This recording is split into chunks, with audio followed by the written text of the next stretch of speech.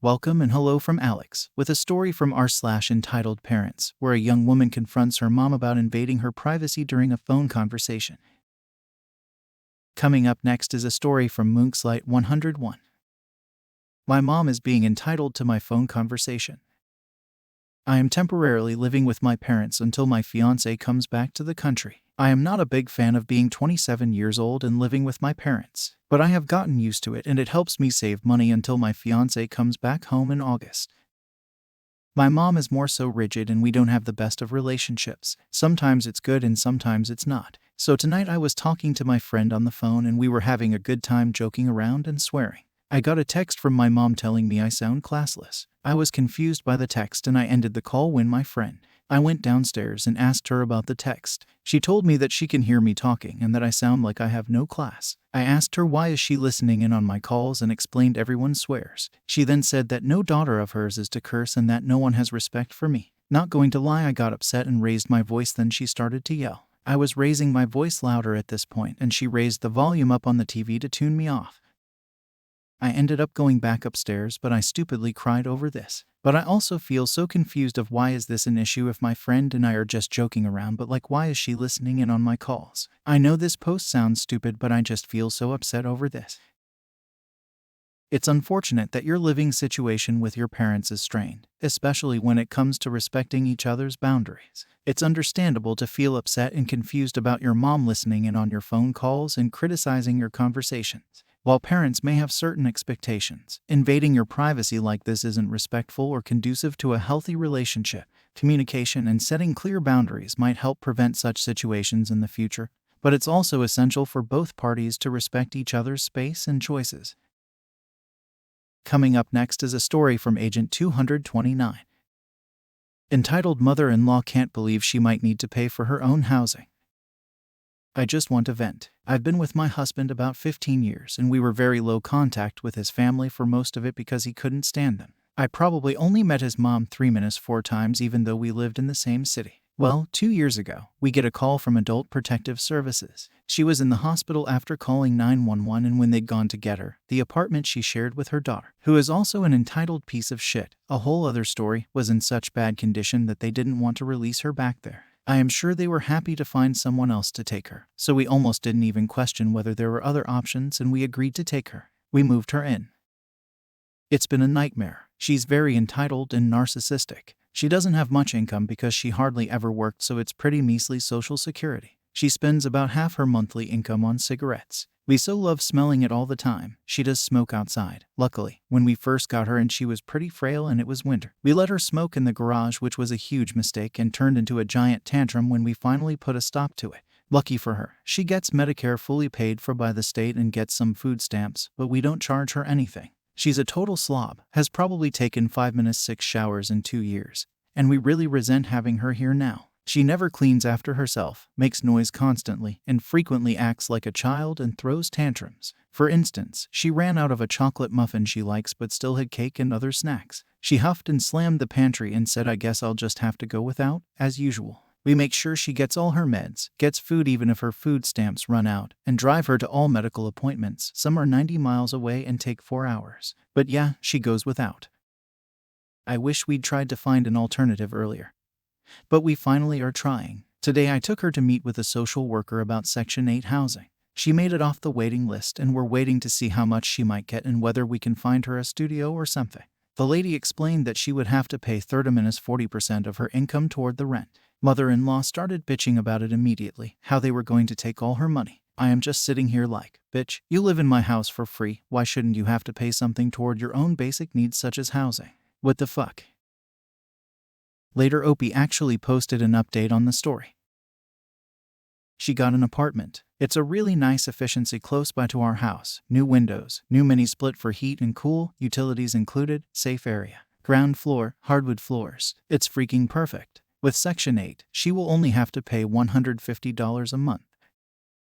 We went to go see it yesterday. Should be able to sign lease on Monday. Well, guess what? I don't like it. We told her she doesn't have a choice. She kept pestering the property manager about which direction the windows faced and decided she needed windows that face a different way. Choosing beggar much. Now she's pouting and avoiding us and loudly yelling to herself about how she's in a horrible mood and generally moaning. I cannot wait to move her out and deep clean and take our space back. Opie's mother-in-law sounds like a real handful. 2 years of entitlement and tantrums must be exhausting. It's hard to imagine not even questioning taking her in, but with adult protective services involved, the situation sounds desperate. Maybe a clearer conversation about expectations could have helped. Like, this is a temporary situation, and you will need to contribute. Still, good on Opie and their husband for helping out initially. Finding a nice, affordable Section 8 apartment seems like a win-win. Who cares which direction the windows face, lady? It's not the Ritz-Carlton. Honestly, the entitlement over $150 a month rent is just mind-boggling. Sounds like Opie can't wait to be free. And who can blame them? Deep cleaning and reclaiming their space sounds like pure bliss. Coming up next is a story from Lost in Paradise 12, and if you like the video so far, don't forget to like the video. It only takes a second and helps me out a lot. Parents offered to pay the down payment on a house only if I don't move away from them. I am 34 male, with wife and a baby on the way that is living in a high cost of living area. Both my wife and I are highly educated but not high income earners due to the lack of opportunities in our city. We're currently living in Santa Barbara, circa, and it's beautiful here, and we realized we're privileged, but we've been planning on moving to Boise, Idaho, so we can provide our baby a childhood outside of a one-bedroom apartment. My parents are ecstatic about the baby and are sad that we plan on moving. So they offered to pay 20% down payment for a house, which would be about $200,000 to entice us to staying in Santa Barbara. Unfortunately, even if they did give us that generous gift, we wouldn't be able to afford the mortgage. So I offered a compromise that we would move to a closer and not out-of-state city and they could give us $100,000 instead, and they flat out refused, saying anywhere more than 30 minutes away would disqualify us for any gift from them. I know I am not entitled to the money and I was not expecting it at all. I have never received financial assistance from them after high school and paid for my own college. I am a non-traditional student, so I went to college later. But they're very well off, and $200,000 is what my dad earns in 6 months on investment income alone, plus he has a business that's thriving. I feel entitled just typing this out, but if they have money to spare and an intention to help us, shouldn't it come without strings attached? I feel like they've offered an impossible situation and taking it out on me because I don't seem grateful enough. This whole situation with Opie's parents just rubs me the wrong way. It's like they're dangling this huge carrot in front of him, a house, but then yank it away the second Opie dares to breathe about wanting some space. Seriously, who wants to live that close to their parents with a new baby anyway? Recipe for disaster. If they truly cared about helping Opie and his family, the offer wouldn't come with such restrictive conditions. Maybe a conversation about their long-term goals and what kind of financial help might actually be useful could have avoided all this. It's a shame they seem more interested in keeping Opie close than actually setting him and his growing family up for success. Coming up next is a story from Kevin Eats Sushi. Karen tried to make her son steal my donuts. My local supermarket has half off on baked goods, like focaccia, donuts, sausage rolls, you get the gist, every evening at 8 p.m. sharp. I normally take advantage of this if I just can't be bothered with cooking or if I've been so busy that I didn't have time for it. Well, went there today. It's first come, first takers, and I am starting to fill up some of the store-supplied plastic bags with items. Today was pizza rolls, donut and muffins, where I got the last donuts of the day. And while I usually have my headphones on at high volume, I decide to pull one at the sides slightly off so I can hear if someone is passing behind me, waiting to get to the goods as well, etc., etc. A mom, likely in her 40s, and her son, probably 10 or slightly older, then comes up to my side where I am still hearing music. I can see her because the glass door to the goods is just reflective enough, and I see her point at the donuts in my basket and her saying something to her son. The son then reaches down to my donuts and grabs the bag, and I turn around immediately and yell hands of my donuts, which unfortunately really scared the kid. He starts crying and his mom immediately starts yelling back as they normally do. Never surrender, Karen 101. We have a small back and forth while still being loud, which attracts some employees. They try and get the situation under control, and thankfully one of the employees recognized me as I shop there at least 3 minutes 4 times a week, and also knows that I mainly come for baked goods sale. Even better is that they had seen me taking the last donuts. As they explain this to the mom, who is now realizing what's going on, she immediately jumps ship and demands I apologize for startling her son, and that I could at least give him a donut for scaring him. Me, having lost all sense of patience, just says I usually don't give stuff to thieves, And today is not that day either. I am ready pay BTW and went with the cashier to pay. And could still hear the son crying and the mom getting angry. As I walked out, some people who had been following the whole ordeal said that the mom was right and that I could at least have given the kid a donut. I just feel sorry for the kid having such a mom. I am not sure if stealing is the correct term, but it's def mine since it's in my shopping basket.